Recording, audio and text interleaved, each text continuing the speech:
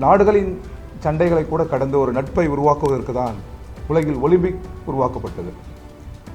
இந்த திரைப்படத்தின் மூலம் சமூகத்தில் நிலவுகிற நீண்ட நெடுநாள் பகைகளை விளையாட்டு கடக்க முடியும் என்பதை காட்டியிருக்கிறார்.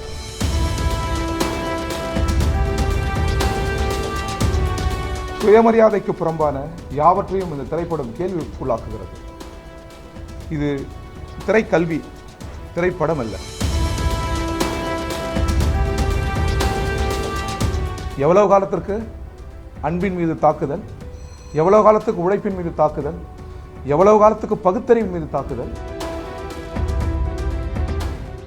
இயக்குனர் மாரி செல்வராஜ் அவர்கள் இயக்கிய பைசன் திரைப்படத்தை இந்திய கம்யூனிஸ்ட் கட்சியினுடைய முன்னணி தோழர்களுடன் பார்க்கிற வாய்ப்பு எனக்கு கிடைத்தது. இது திரைப்படம் அல்ல, திரை காவியம்.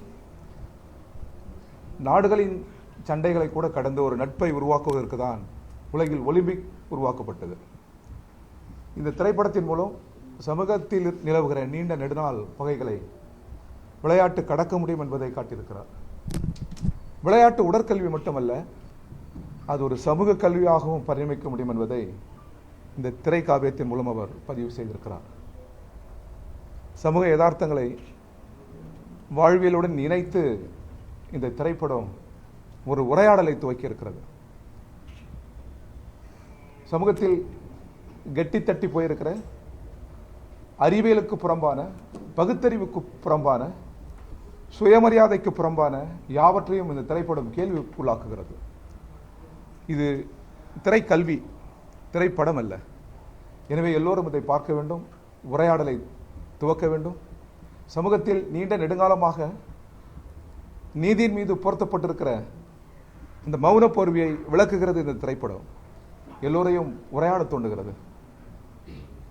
இது எல்லையை கடந்து மானுடத்தை அன்பால், நட்பால், உழைப்பால், விளையாட்டால் அணைத்துக் கொள்ள முடியும் என்கிற இந்த திரைக்காவியத்தை எல்லோரும் பார்க்க வேண்டும் என்று இந்திய கம்யூனிஸ்ட் கட்சியின் தமிழ்நாடு மாநில குழுவின் சார்பில் கேட்டுக்கொள்வதுடன் மாரி செல்வராஜ் அவர்களுக்கும் அவருடன் ஒத்துழைத்த அத்துணை திரை தோழர்களுக்கும் மீண்டும் இந்திய கம்யூனிஸ்ட் கட்சி தமிழ்நாடு மாநில குழுவின் சார்பில் நல்வாழ்த்துக்களை தெரிவித்துக் கொள்கிறேன். வணக்கம். தமிழக மாதிரியான சமூக சூழல் இது மாதிரியான படங்களின் தேவை எவ்வளவு அதிகமாக இருக்கு? தொடர்ச்சியாக இது மாதிரியான படங்கள் எவ்வளவு தேவை? இல்லை, வேணும். நம்முடைய சமூகம் வெறும் வர்க்கங்களாலான சமூகம் மட்டுமல்ல, ஜாதிகளாலான சமூக அமைப்பு. ஜாதி பகுத்தறிவு அல்ல, அறிவியல் அல்ல.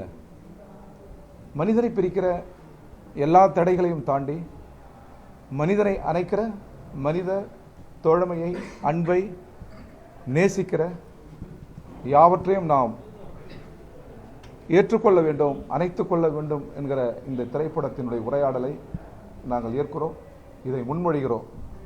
இது தொடர வேண்டும் என்று விரும்புகிறோம்.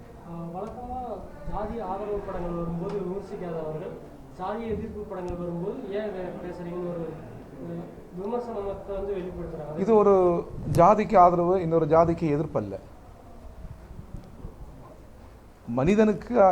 மனிதனின் அறிவுக்கும் பகுத்தறிவுக்கும் புறம்பானவற்றை நாம் கடந்து செல்ல வேண்டுமா கூடாதா என்பதுதான் கேள்வி.